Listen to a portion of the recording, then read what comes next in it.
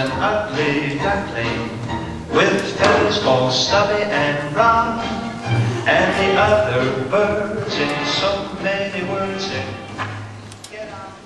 What's that? There's something on the carpet. It's always in a place where it shows. Some people are so thoughtless. Why can't they step on the pat a bit like civilized folk? It doesn't matter where they step. It matters if they step at all. In our house. And look there. Whoever was first one of the pillows. I'm not a first pillow. Oh my word, it speaks. What are you? Animal, vegetable, or mineral? Duckable. I mean dog. Dog. I'm a duckling. Are you sure?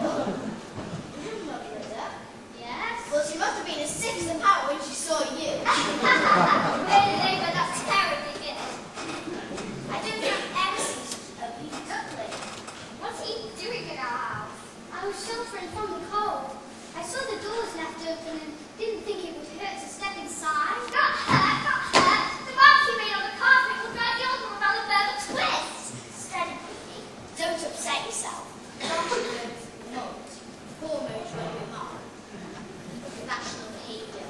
Mood swings. What of it? I don't think I like your tone and punch, my lad. What do you say, Queenie, my dear cat? Cat? Cat? Are you a cat? So are you going to eat me?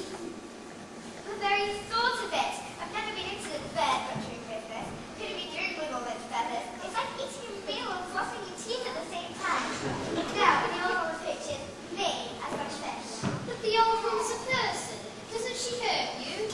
And you're a chippy. Why is she keeping you shut inside? Don't you prefer it out in the yard?